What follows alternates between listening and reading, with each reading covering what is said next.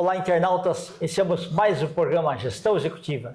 E hoje nós temos aí um encontro com um professor muito admirado, um docente fantástico, Adilson Souza. Olá! Muito bom te rever, meu amigo, viu? Muito obrigado, Sempre Kendi. muito bom, viu? Uma alegria estar aqui com vocês, né? Eu falo que essa profissão, essa atuação como professor, a gente, para ser o nosso melhor, a gente precisa ser aprendiz sempre, né? E a gente precisa aprender. Eu estava nesse ambiente aqui da gravação e encontrei uma jovem promissora, atriz de 13 anos e aí eu tenho muito a aprender com ela, né? A gente tem que aprender com todo mundo. Acho que essa é uma abertura, ela é fantástica pra gente. Perfeito. Gratidão. Adilson, fala um pouquinho da sua trajetória profissional aí. Legal. E depois nós vamos falar do seu livro aqui, tá? Tá bom. Bom, eu comecei como menor aprendiz no Banco do Brasil. Foi uma trajetória importante ali. Eu não consegui passar nos concursos e aí eu comecei a atuar na área de pessoas. E eu comecei a atuar nessa área porque eu falo assim, porque eu aprendi a fazer café. E essa história é muito interessante porque teve um determinado dia lá na agência de Francisco Morato, onde a dona Antônia, que fazia o café, ela faltou porque precisou levar o filho no médico. E aí faz uma reunião para o pessoal manter a agência limpa, né? Tudo, né? Porque ela também fazia a higiene do espaço. E ela falou assim, quem que faz café? E apontaram o dedo para mim, eu falei assim, eu amo café, mas eu não sei fazer café, mas eu me proponho a fazer.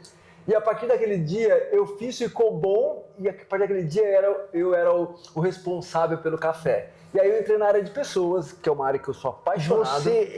Então, você já percebia que entre humanas, exato, biológico, tecnológico, o teu negócio era gente. Exatamente. E aí tem um detalhe interessante, porque a gente não pode desperdiçar nada que está no caminho, né? Então, um dos pontos que eu tenho chamado muita atenção, que tem a ver com a liderança espiritualizada, é essa questão de multi-habilidades. Então, uma habilidade que eu acabei tendo, me reconhecendo, né, pela oportunidade que se configurou, que foi fazer café, eu entrei na área, que é a área que eu estou há mais de 30 anos. Isso é um presente, né, quando a gente olha para tudo isso. Perfeito. Aí você foi estudar na área de humanas. Aí eu fui estudar na área de humanas fazendo curso de economia, né? E aí até então a maioria das pessoas fala, poxa, a economia é exatas, a economia é humana, porque fala de comportamento. E aí, depois que eu terminei o curso, eu não segui nessa área. Eu voltei para a área de pessoas, onde eu dediquei a maior parte do tempo nessa área, principalmente no que diz respeito à liderança. E agora, nesse momento da minha vida, eu estou voltando para essa área, olhando para essa questão das multi-habilidades que eu tenho. Maravilha. Né, de conversar com a economia. Deixa eu só voltar um instante ali. Você falou muito bem. Contabilidade é uma ciência humana, né? Sim. Economia, né? E aí muitas vezes o pessoal também me pergunta, mas contabilidade não é ciência exata? Eu falei, não. Apesar das contas baterem todas, sim, você pode lançar num mês, você pode deduzir impostos então tem as datas certas que você pode movimentar. Na engenharia, não, é 1 mais 1, 2 e acabou, não tem daquele momento. Exato. Então, é mais por isso aí, né? Mas você virou um multitarefa da área de humanas, parabéns. Porque aí eu vejo, porque a minha parte de dedicação foi sempre para a liderança, e aí eu fui fazer um doutorado depois de alguns percursos construídos, olhando para a área da espiritualidade, que é um dos pontos onde eu tenho maior convergência. Então, eu olhava liderança e espiritualidade e falei assim, como que isso está junto? Porque não está separado, a gente que separa as coisas. É verdade. Né? E aí eu fui fazer, e eu queria também me dedicar a esse estudo sem falar de religião. Eu falei assim, qual que é um caminho que eu possa falar de espiritualidade sem falar de religião? E aí eu encontrei um apanhado de artigos da Universidade de Aveiro, em Portugal, que falava da espiritualidade falando de valores. São 7 valores, eu acrescentei o último, que é a gratidão. E isso me ampliou o mundo de uma forma muito diferente. Fala o 7 aqui pro pessoal. Então, vamos lá. Confiança, respeito, justiça, pertencimento, desenvolver potencial, propósito, maturidade e gratidão. Maravilhoso, maravilhoso. E se a gente repetir todas as outras palavras de todos os dias, vai nos fazer muito bem. E aí, talvez aí a questão seja mais do que repetido, como que eu pratico. Certo. Por exemplo, a confiança, o que me fez ser convidado por você é a confiança que a gente construiu ao longo desse tempo. É o verdade. respeito que a gente tem um pelo outro enquanto profissional. Então, isso é um processo de construção, é um processo de semeadura, é aquilo que a gente faz no dia a dia para ser merecedor da confiança, do respeito, da justiça que a gente pratica com o outro. Então, é a prática dessa... É verdade. E a gente até se dedicou um pouco mais, porque nós fizemos aí o doutorado nos Estados Unidos. Exatamente. Então, em inglês, né? Mas assim, de uma forma, o reconhecimento mundial, né? Bom, isso é muito bacana, viu? Porque aí, quando a gente olha para esse processo também de aprendizado, que foi também dessa carreira enquanto professor também, do quanto a gente testa os nossos próprios limites, né? Então, você pensar no doutorado fora do Brasil, onde você vai ter que utilizar mais coisas que você às vezes não tem, ou você tem e não está disponível, você precisa acessar essa informação. E vai gerar um desconforto naquilo que ainda não está pronto. É como se você estivesse estimulando um músculo, né, um músculo mental, daquilo que você precisa praticar. E você vai ganhar musculatura com isso. E aí deixa eu aproveitar que isso me traz um ponto. Eu lancei esse livro, né, Liderança Espiritualizada, em Portugal, em 2022. Que bacana, lá em Portugal, que chique, viu? E aí, o que eu quis lançar lá por uma questão muito simples, porque a base de conteúdo dessa teoria, dessa prática, vem da Universidade de Aveiro. Eu falei, então eu quero lançar em Portugal. E aí a minha preparação física, mental e espiritual foi fazer o caminho de Santiago de Compostela. Que bacana! De Ponte de Lima até Santiago de Compostela, em 8 dias, porque o livro tem 8 valores, né? Não se resume a isso, mas é a partir daí. E aí, para cada dia eu mentalizava um valor. Maravilha! Aí teve um detalhe importante que tem a ver com a nossa fala inicial. Qual desses dias, né, eu tive o maior desconforto? Né? Porque você caminha lá entre 20 e 40 quilômetros em cada dia. Eu não tive o maior desconforto no dia que eu caminhei mais. Foi no dia que eu mentalizei um dos valores do livro, que é o desenvolver potencial. Então, dói crescer. Porque você está estimulando, você está entrando em contato com alguns dos seus desafios, e o desenvolver potencial, ele vai te colocar, ele te impulsiona para aquilo que você tem, para adquirir aquilo que você ainda não tem. Só que a mente também bloqueia a resistência ao novo. Exatamente. E esse é um ponto desse modelo mental de como que isso vai ganhando espaço para as coisas serem extraordinárias. Olha, maravilhoso, viu? Eu acho que esse depoimento que você deu aí foi fantástico. Quer dizer que você... tem muita gente que faz o caminho de Compostela para, sei lá, pagar uma promessa, né? Sim. Ou fazer por fazer, porque os amigos querem, não sei o quê. Você foi com um propósito verdadeiro, isso que é bonito. E o que foi... Eu falo que um dos grandes aprendizados do caminho de Santiago de Compostela a gente pode trazer para a vida. E para mim foi o seguinte, eu saí de Ponte de Lima, que é uma das cidades mais antigas, acho que é a segunda cidade, ou a terceira cidade mais antiga de Portugal, um lugar lindo e maravilhoso. E aí, as pessoas que passam por você, olham para você e falam assim, um bom caminho.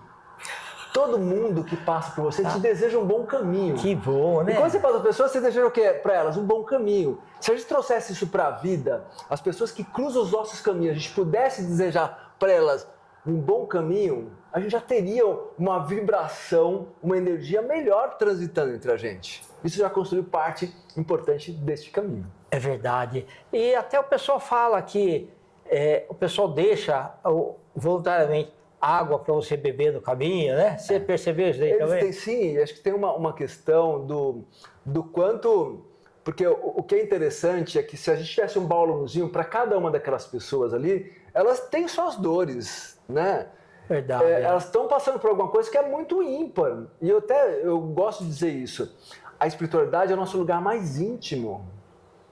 Então, e as pessoas estão bem intencionadas no caminho. Elas estão ali para reservar um tempo para elas. E esse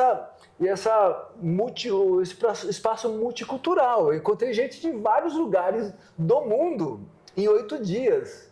E eu tive um presente também, porque alguns portugueses que eu conheci no caminho, pessoal da região do Porto, eles foram no lançamento do livro. Que bacana, maravilhoso. Duplamente, foi fantástico. Certo, que bacana, que bacana. Você não encontrou nenhum brasileiro no caminho? Encontrei. Encontrou? Que bacana, certo. Então, encontrei, acho que aí a gente tem, eu encontrei mexicanos, americanos, neozelandês, austríacos, alemães, e assim, essa diversidade é uma riqueza que está disponível no mundo. E a gente fica olhando muito, e acho que a liderança espiritual traz isso, não olha o que o outro não tem, olha o que o outro tem. Certo. Porque a gente fica olhando sempre aquilo que o outro não tem, mas a gente deixa de valorizar a potência do outro, daquilo que ele oferece de melhor para o mundo. E aí você fica lembrando ele o tempo todo o que ele não tem, e ele não deixa de trazer para o mundo aquilo que ele tem de melhor.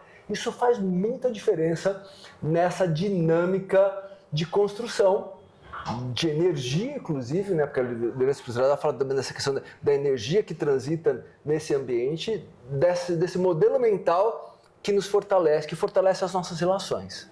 É verdade. Então, quando alguém, por exemplo, vê um pedaço de terra e vê só terra, é uma coisa. Agora, quando ele vê aquilo, um milagre, que você plantando lá você consegue tudo, é outra visão, né?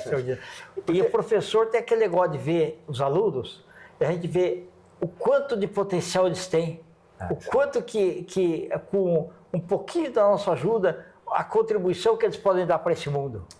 Porque tem um exercício que é um olhar também, que muitos dos nossos líderes, que você que está nos assistindo aqui, tem acompanhado, eles enxergaram coisas na gente que a gente não enxergava.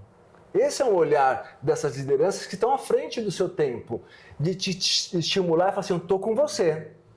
Você acha que ainda não sabe fazer, talvez você não saiba fazer, mas você tem potência para fazer isso.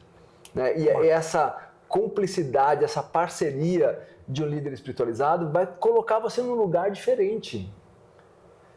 E a gente ainda, no mundo, a gente não tem tantos líderes assim. Nós não somos maioria dos líderes que impulsionam isso. A gente tem que ressignificar um monte de coisa, porque ainda tem gente na base do chicote. É verdade. Né? Então é uma coisa falando... E a gente vive num mundo que tem guerra. É um contrassenso à própria evolução humana e espiritual. Perfeito. Adilson, e olha, a gente falando aqui em liderança e espiritualidade, a gente começa a imaginar as empresas espiritualmente dirigidas. Isso faz todo sentido. Por que acontece? Eu até vou dar um exemplo, foi muito bacana. Eu estou fazendo um trabalho para uma empresa, uma indústria. Um dos sócios lá foi meu ex-aluno numa pós-graduação lá da ESPM. E eles têm um momento que todo mês eles se reúnem para cortar um bolo para os aniversariantes. Bacana! E eles têm uma prática da oração. E isso me chama muita atenção. Eu pedi se eu podia participar, que eu estava num momento de treinamento, tinha que fazer uma pausa para isso, e eu fui. E essa oração fez muita diferença, porque foi oração em silêncio. E qual que é o gostoso disso, na minha visão? Cada um se conecta com sua parte íntima da espiritualidade. Cada um faz sua oração ou não faz sua oração. Mas estão todos juntos vibrando e desejando, intencionando o melhor para o outro, para o colega de trabalho ali que está completando mais um ano de vida, um novo ciclo se iniciando.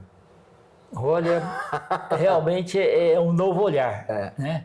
Que bacana. E deixa eu aproveitar, porque esse processo começou a ganhar força do meu trabalho nas empresas em 2017, quando eu lancei meu primeiro livro, que foi o primeiro desdobramento do doutorado.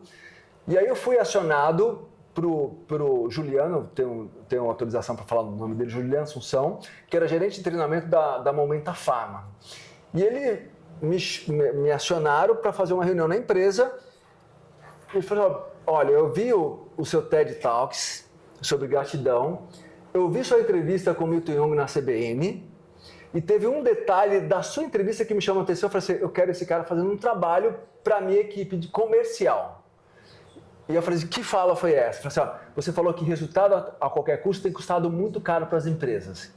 Minha equipe aqui é top, tem todos os prêmios que você possa imaginar, mas eu quero continuar com eles, né, respeitando e trabalhando esse processo sem ser resultado a qualquer custo. Porque aí atropela, e aí não é a ambição, é a ganância de querer, de que faz esse processo de uma forma mais extraordinária. Perfeito. E isso foi bacana, e eu fiz um trabalho para essa equipe comercial, 70 comerciais de todo o Brasil, e foi bacana. E só para concluir aqui, o Juliano Assunção hoje é gerente geral da Momenta Pharma para a África. Ele está em Moçambique e gerencia Angola e África do Sul. Perfeito. O seu Instagram, por favor. Adilson Souza Prof. Ok. Internautas, com os agradecimentos então a esse fantástico professor Adilson Souza, nós finalizamos mais um Gestão Executiva. Um grande abraço e até a próxima.